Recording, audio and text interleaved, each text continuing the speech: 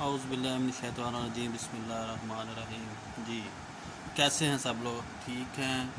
جمعۃ المبارک۔ اور میں نے پچھلے جمعے وعدہ کیا تھا کہ انشاءاللہ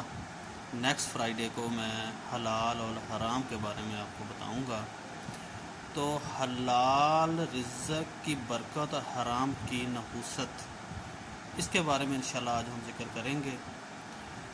حلال اور حرام دونوں ایسی چیزیں ہیں جو اپنی اپنی اثر رکھتے ہیں۔ حلال رزق جب انسان کماتا ہے تو اللہ تعالیٰ خیر کر دیتا ہے، مطلب اللہ تعالیٰ برکت دیتا ہے، اللہ تعالیٰ اس پہ رحمت کر دیتا ہے، کیونکہ وہ اللہ تعالیٰ کا فرمان ہے کہ جو حلال کمانے والا بندہ ہے اللہ اس پہ رحمت ضرور کرتا ہے۔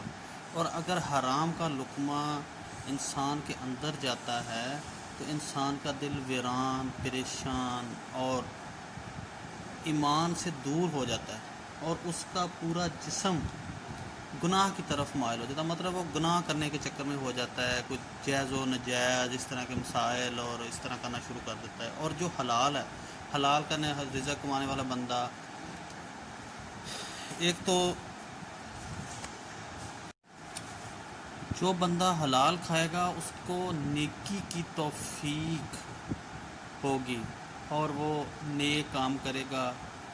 اس کو اس کی اللہ مدد بھی کرے گا، اور وہ ذہنی طور پہ، مینٹلی طور پہ بالکل ریلیکس بھی رہے گا،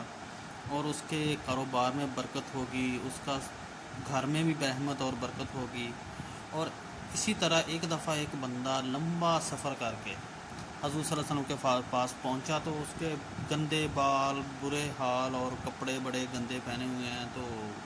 اور آ کے وہ اوپر ہاتھ کر کے یا اللہ یا اللہ یا اللہ، تو دعائیں کر رہا ہے کہ یا اللہ میری کوئی دعا قبول ہو جائے۔ تو حضور صلی اللہ علیہ وسلم نے فرمایا کہ جو بندہ حرام کا لقمہ کھاتا ہے اس کی کوئی دعا قبول نہیں ہوتی۔ جس میں دنیاوی طور پہ ہمارے سامنے جو چیزیں ہیں وہ یہ ہیں کہ بینک سے رزق، مطلب بینک سے سود ایک بہت بہت بہت سخت اور نحوست قسم کا گناہ ہے، اور اس سود کے بھی درجے ہیں جو کہ 36 درجے ہیں۔ اس میں جو سب سے کم درجہ گناہ ہیں وہ یہ ہے کہ انسان اتنا گناہ ہے کہ پہلا گناہ اتنا ہے کہ وہ اپنی ماں سے بدکاری کرے، مطلب سود جو ہے وہ ایک سخت سے سخت بتایا گیا ہے کہ اللہ تعالیٰ سے شراکت کرتا ہے وہ بندہ۔ تو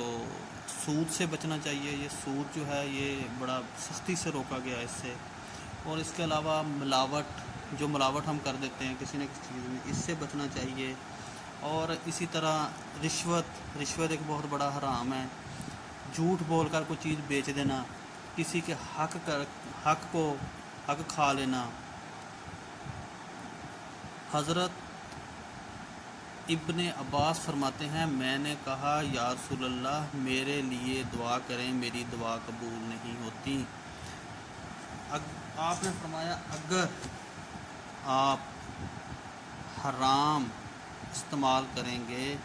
تو آپ کی کبھی بھی دعا قبول نہیں ہوگی، آپ کو حلال استعمال کرنا پڑے گا۔ جو انسان حلال رزق کھائے گا وہی دنیا میں بھی اور آخرت میں بھی پرسکون رہے گا، اور اسی کی دعائیں قبول ہوتی ہیں، اور وہی انسان اللہ تعالیٰ کے آگے سرخ روح ہوتا ہے۔ تو اس سب چیزوں سے یہ ظاہر ہوتا ہے کہ ہمیں حلال کی طرف جانا چاہیے، حرام سے بچنا چاہیے۔ اب حلال اور حرام میں فرق واضح ہے کہ حرام جو کرے گا وہ بھی اللہ تعالیٰ نے فرمایا کہ یہ چیزیں حرام ہیں، یہ حلال ہیں، اور کچھ میں نے واضح بھی کر دیے ہیں۔ اور اچھا ایک بات اور بھی ہے، حلال کمائی کرنے والے بندے کا مینٹلی تو سکون ہوتا ہے، لیکن